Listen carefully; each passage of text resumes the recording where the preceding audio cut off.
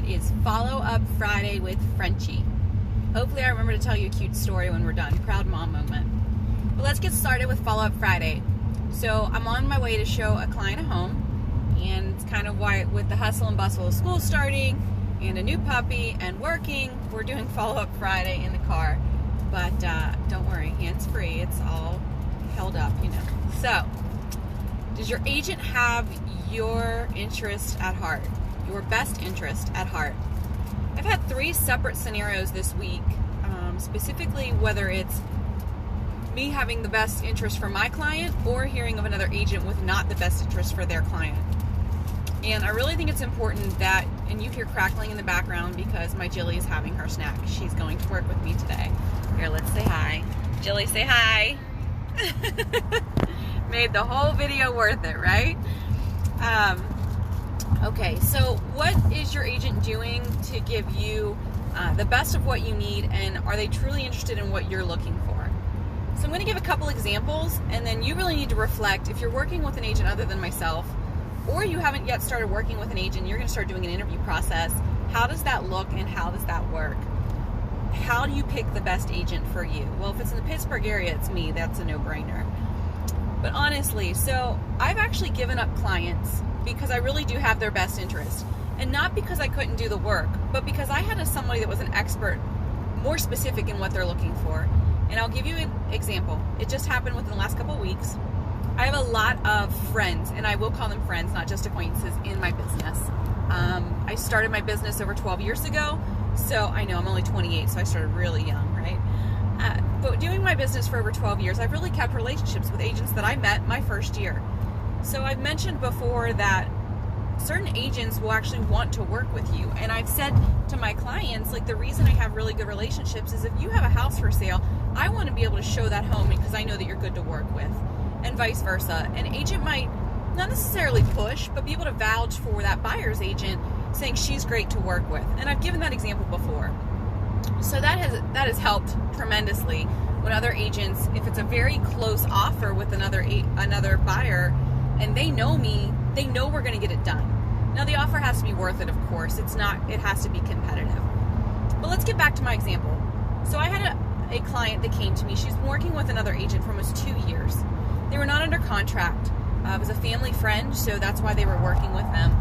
And the agent just really wasn't giving them the best of what they need. They weren't prioritizing their needs. And if you're not able to work with a client because it's out of your area, you don't have the time, you have too much, you need to recognize that and be able to pass them to someone that can actually get them the interest and the detailed time that they need. So this client came to me and said, hey, I have one house I want you to show me. I asked if she was under contract with another agent. She said no. She was no longer working with that agent. I said, it's fine. So we go to look at a property. Here it's a foreclosure. I've worked with foreclosures before, but in my honesty realm, I haven't closed a foreclosure in almost 6 years because they're just far and few in between, and some buyers will just do it on their own.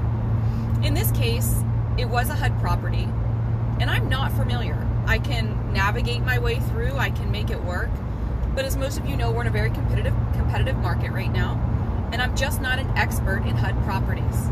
I am, however, an expert with other agents that are experts in that field. So this is the first house I'm showing with this client, and I said, I have an expert. I'm going to call that expert. And I called my fellow realtor. Really haven't spoken to her in like 5 years. We keep connected through social media. And I said, I have a client for you.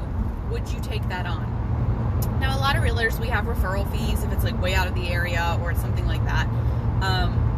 In this case, my client was kind of taken back that I would not pass her off, but I was doing the work for this other agent because it was close to me, but I wasn't an expert. So instead of me trying to figure it out with them and maybe missing something throughout the process, I thought, okay, let's give them an expert. So I called this agent, I connected them. The next day, the agent had their offer in, they won the bid with the bank, and sent a very detailed email. I was blown away by the intricacy of the steps that she already knew they would have to take, explaining it to them and to me.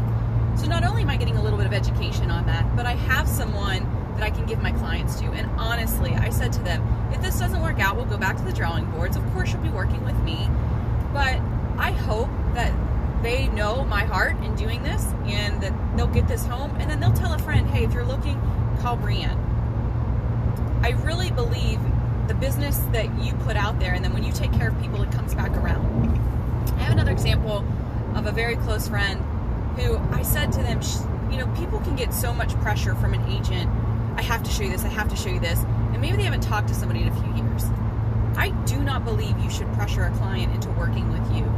It is disheartening sometimes if they go with someone else, or you see a different sign from a different brokerage in their yard.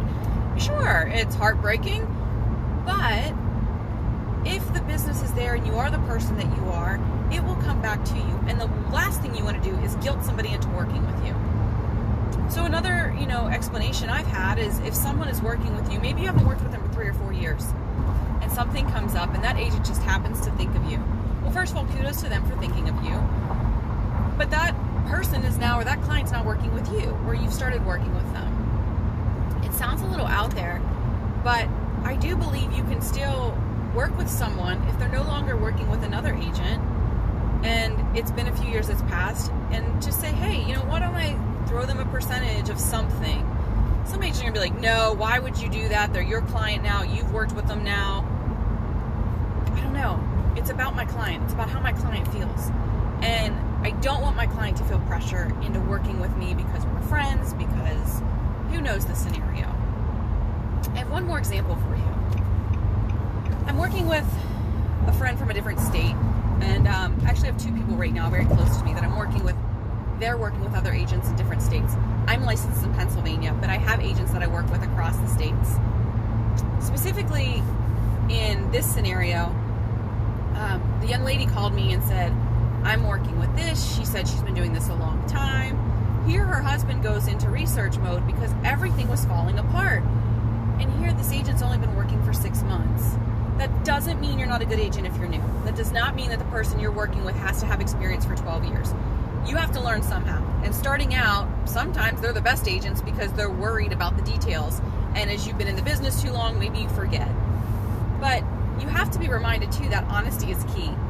When I started my business, I was very open to telling my new clients with my new business that I was new to the career, and the best thing that I could offer them was the advice from all of the other agents that I knew that were kind of mentoring me through the process. And in this case, this agent has told them that she's been doing this a long time. She's making a lot of mistakes, and it's a little less forgivable because she was dishonest up front. So now they're questioning everything that she's doing. They're already under contract. They're already moving forward on the home. So I said they need to have a sit down with her and just bring it to the attention and say, look, you told us you were doing this a long time. We're able to give you some leeway if you're making mistakes, but you lied to us. So now we're questioning everything. You're not benefiting your client. You're trying to gain a client by being dishonest. I think that's one of the worst things you can do in our business, in any career field, really.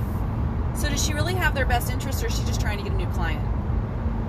I hope that this helps. I hope that you are able to interview and look at your agent knowing that they have your best interest at heart.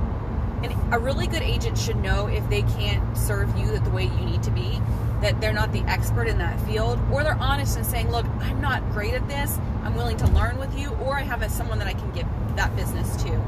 A lot of people come to me because I'm 100% referral. They've been referred to me, and I have certain parts of the city that I'm like, I have an expert there. I will give you to them and we'll work through the process. It doesn't mean I disappear. It's kind of like co-agenting, right? Like I'll say, here's the client, and we work through it together. But that client and that person's not going to do or get what they need out of the service that I would offer if I'm not honest with them, saying I'm not an expert here, I can't get you there, I don't know the market there. I really work hard at making sure my clients get what they need out of working with me. And if I can't do it, I'm honest and upfront with that. And you need to make sure you're doing the same thing. Be honest with your agent and saying, look, this isn't working out. This relationship's not working out. And the agent needs to be honest with you. I hope you guys have a great Friday. I have to tell you my quick proud mom moment, right? So when I go on trips with the kids somewhere in the car, half hour or more, we do our Starbucks run. And basically because there's stuff there that my kids like. And so today I said to Jilly, let's go to the store. Well, their inside, I guess, is getting renovated, so they were closed. Drive-through only. I don't have time for drive-through, and I will not wait 25 minutes for a coffee anywhere. Just doesn't mean that much to me. I bring my own iced tea usually. So I said, well, honey, Starbucks is closed. No Mo border, couldn't go in, whatever. Oh, Mom, we could go. Where'd you tell Mommy to go? The Starbucks was closed, so where'd you tell Mommy? Target. Go to Target, Mommy. Proud mom moment, right? She goes, well, Mommy, we can go to Target. They have a Starbucks. I don't know if that's something to be proud of or not, but I am. I'll take it. So we went to Target, and she got something for the road because we're taking a bit of a hike today for our morning first showing. All right, guys. I hope you have a great weekend. A lot going on up in Treesdale. Member tournament this weekend. So best of luck to all the golfers out there.